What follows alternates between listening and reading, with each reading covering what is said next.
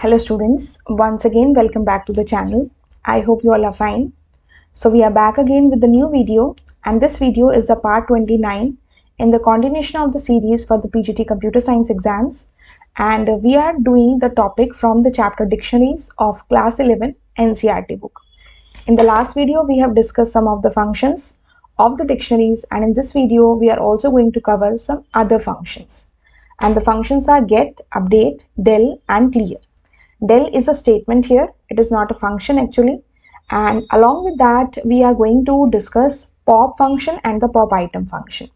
So let us understand how to make use of this function theoretically as well as practically. So the very first function which we are going to learn, students, is the get function. As the name suggests, get.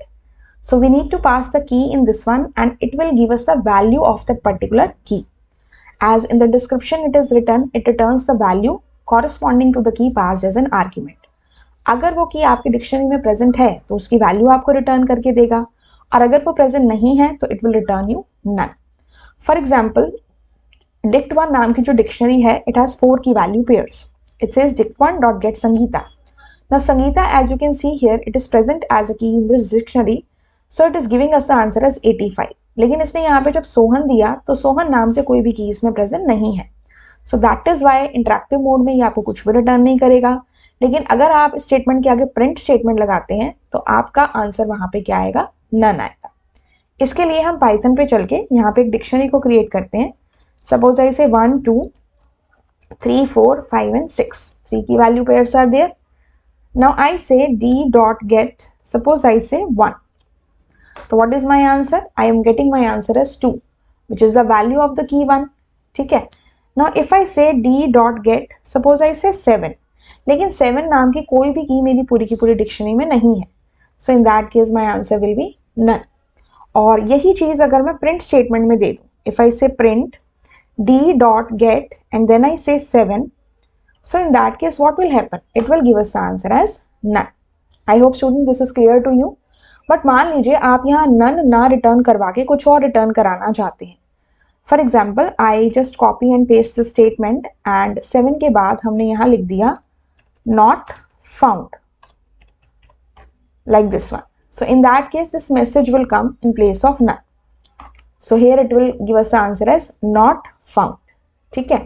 And suppose आपने यहाँ पे कोई ऐसी की पास कर दी जो exist करती है and still you have given the message also, जैसे कि I say here 5 and then I press the enter key, then it will give you the value. Not found नहीं देगा, वैल्यू देगा. जो आपने मैसेज दिया वो तभी देगा जब particular key is not found in the dictionary. I hope students this is clear. So now we move on to the next function, that is the update function. Update means change करना. तो एक dictionary वो होगी, जब भी हम update function के साथ काम करते हैं तो हमेशा हम 2 डिक्शनरी के साथ वर्क करेंगे.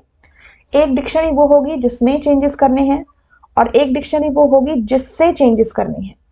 तो जिसमें चेंजेस करने हैं वो पहली होगी और जिससे चेंजेस करने हैं वो आपकी दूसरी डिक्शनरी होगी.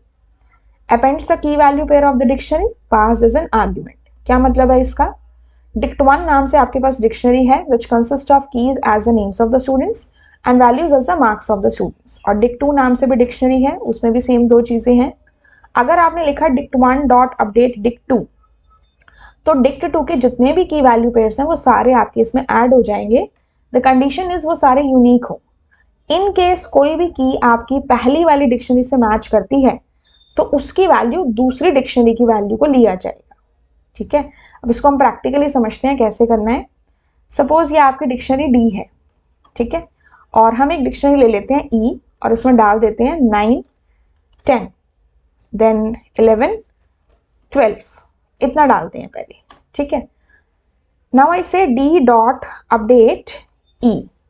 तो डी वो डिक्शनरी है जिसमें चेंजेस होंगे, और कौन से चेंजेस होंगे? जो ई के की वैल्यू पेयर्स हैं वो उसमें आ जाएंगे. अभी आप देखो कि डी के अंदर जो की वैल्यू पेयर्स हैं और जो ई में की वैल्यू पेयर्स हैं, दोनों में कीज जो है वो अलग अलग है. तो अब अगर मैं यहाँ से डी को चेक करूं, आई हैव 1 2 3 4 5 6 जो डी के की वैल्यू पेयर्स है, साथ में ई वाले 9 10 11 12 आ चुके हैं. ठीक है. Now this is my dictionary D. अब हमने क्या किया, हमने ई डिक्शनरी देखी, वो तो हमारी एज इट इज है. ठीक है. Now I make some changes. हमने कहा 9 इज इक्वल टू 16, अपडेट कर दिया। तो ई में क्या हो गया, 9 की वैल्यू 16 होगी और 11 की वैल्यू को हम कर देते हैं 20, और तो यहाँ से 11 की वैल्यू कितनी हो गई हमारी, 20 हो गई। अब आप यहाँ से अगर डी और ई डिक्शनरी दोनों को चेक करो, this is my dictionary D and this is my dictionary E, ठीक है। डी में 9, 10, 11, 12 है और ई में 9, 16, 11, 20 है, यानी कि डी और ई में दो कीज कॉमन है, एक 9 और एक 11।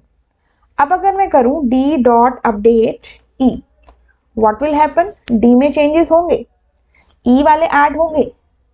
अच्छा, एक और चीज इसमें कर ई का 10 पास, मतलब सपोज हम 21 पास कर देते हैं, 21 इज इक्वल टू 40।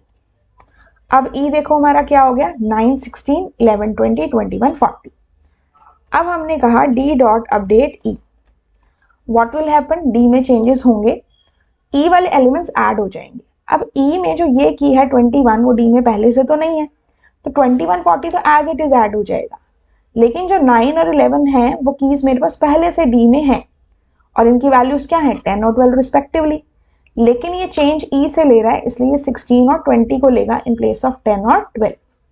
तो यहाँ पे देखो क्या हुआ, जैसे ही आपने डी को चेक किया, 9 की वैल्यू 16 हो गई जो पहले 9 की 10 थी, और 11 की जो वैल्यू 10 थी वो क्या हो गई, 20 हो गई, और 21, 40 ई में था तो वो इसमें ऐड हो गया, इस तरह से। ठीक है students, I hope this is clear to you, समझ में आ गया होगा आपको अपडेट फंक्शन। पहला जो डिक्शनरी का नाम है चेंजेस उसमें होते हैं, दूसरी डिक्शनरी हमारी एज इट इज रहती है।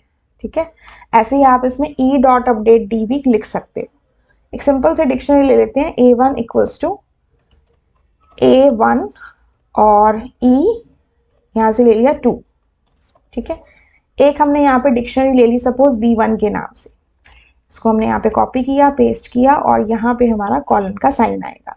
ठीक है, और यहाँ से हमने B1 नाम की डिक्शनरी ले ली और यहाँ हमने दे दिया I 3, O 4, E ले लेते हैं, यहाँ पे E is 5। ठीक है, नाउ इफ आई से B1 डॉट अपडेट A1, तो इस केस में चेंजेस कहाँ होंगे, B1 में होंगे। अब B1 में और A1 में एक कॉमन की है विच इज E, तो E की वैल्यू क्या हो जाएगी, 2 हो जाएगी। अब अगर आप यहाँ से B1 को चेक करोगे तो you will get the answer of E as 2, that is value of E as 2, और जो इसमें एक ही नहीं थी with the value it has been added. ठीक है स्टूडेंट्स, ऐसे हम अपडेट फंक्शन को यूज करते हैं। नेक्स्ट हमारे पास है स्टूडेंट्स del स्टेटमेंट है हमारे पास। एक्चुअली में it deletes the given key, to delete the dictionary we can write like this. इसकी हेल्प से हम किसी पर्टिकुलर की वैल्यू पेयर को भी डिलीट कर सकते हैं या फिर हम पूरी की पूरी डिक्शनरी को भी डिलीट कर सकते हैं। कैसे, फॉर एग्जाम्पल यहाँ पे मेरे पास एक डिक्शनरी है B1, ठीक है, इट हैज सम की वैल्यू पेयर्स। इफ आई से del B1 एंड इसकी कोई भी की पास कर दो, जैसे O पास कर दी, तो आपको रिटर्न करके कुछ नहीं दे रही है, बट जब आप B1 को चेक करेंगे तो O की जो वैल्यू थी that was 4, the whole key value pair has been remove from this dictionary, delete हो गया इसमें से। इसके बाद आप यहाँ पे कोई लेकिन मान लीजिए आपने यहाँ पे कोई ऐसी की पास कर दी जो इसमें एग्जिस्ट ही नहीं करती, आई से J, तो J नाम की तो कोई की इसमें है नहीं, तो ये आपके पास क्या देगा, की एरर। ठीक है, सेम वे आप पूरी पूरी डिक्शनरी भी इससे डिलीट कर सकते हो। आई से del B1, so what will happen, पूरी डिक्शनरी डिलीट हो गई। अब आप यहाँ से B1 को चेक करो, ये कहेगा B1 is not defined, B1 नाम का कुछ है ही नहीं मेमोरी के अंदर, that is name error, it will show you. ठीक है, अब इसके अलावा हमारे पास एक पॉप और पॉप आइटम फंक्शन भी होता है। फॉर एग्जाम्पल मेरे पास डिक्शनरी है A1, ठीक है, A1 E2, इसमें एक और चीज ऐड कर देते हैं, A1 का I इज इक्वल टू 3। ठीक है, अब A1 के अंदर क्या कंटेंट्स हैं, 3 key value pairs, A1 E2 I3।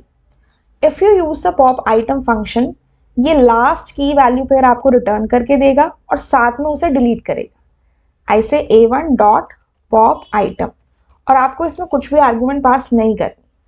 Last की वैल्यू पेयर क्या है, I3, एज अ टपल इसने आपको रिटर्न करके दिया। प्लस जब आप A1 को चेक करेंगे I3 जो की वैल्यू पेयर था वो डिलीट भी हो गया, ठीक है। लेकिन जब आप इसमें पॉप फंक्शन का यूज करते हैं उस केस में आपको कोई की पास करनी पड़ती है। सपोज मैंने A पास कर दिया, तो इसकी वैल्यू क्या है, इसकी वैल्यू 1 है, रिटर्न करेगा, साथ में उसकी वैल्यू पेयर को इसमें से डिलीट करेगा। A1 को डिलीट कर दिया, क्या बचा, E एंड 2। लेकिन अगर आप इसमें कोई भी ऐसी की पास करते हो जो एग्जिस्ट ही नहीं करती, suppose I pass here U, तो U नाम की तो कोई की इसमें है ही नहीं, तो आपके पास क्या आ जाएगा, की एरर। जब भी आप किसी भी फंक्शन में कोई ऐसी की पास करेंगे जो एग्जिस्ट नहीं करती, ज्यादातर आपका उस केस में क्या आता है स्टूडेंट्स, की एरर आता है, ठीक है। तो ये हमारी डेल स्टेटमेंट हो गई। इसके बाद हमारा है clear function. Clear function basically dictionary के कंटेंट्स को डिलीट करता है, लेकिन डिक्शनरी का नाम फिर भी मेमोरी में रहता है, and that is considered as an empty dictionary, ठीक है। जैसे कि यहाँ पे आपके पास ये डिक्शनरी है, सपोज ले लेते हैं A1 के अंदर एक की वैल्यू पेयर है E और 2। इफ आई से A1 dot clear, what will happen, इसके जितने भी की वैल्यू पेयर्स हैं, अभी तो इसमें एक है, 2, 3, 100, 200 जितने भी होते सारे डिलीट हो जाते और आपके पास A1 को चेक करने पे क्या आता, empty dictionary. So this is how the work of clear function is there students. I hope now this is clear to all of you. समझ में आगे होंगे आपको ये चारों functions along with the pop item and the pop function और del statement है हमारी, ठीक है। सो हमने आज के जितने भी टॉपिक्स थे स्टूडेंट्स उसको कवर अप किया, and I hope this part of the dictionary topic is clear to all of you. In case still any doubt is there, please tell me in the comment section. अगर आपको ये video अच्छी लगी हो तो you can like it, share the video and subscribe the channel for more such updates. I'll meet you in my next video. Till then, have a good day and thank you.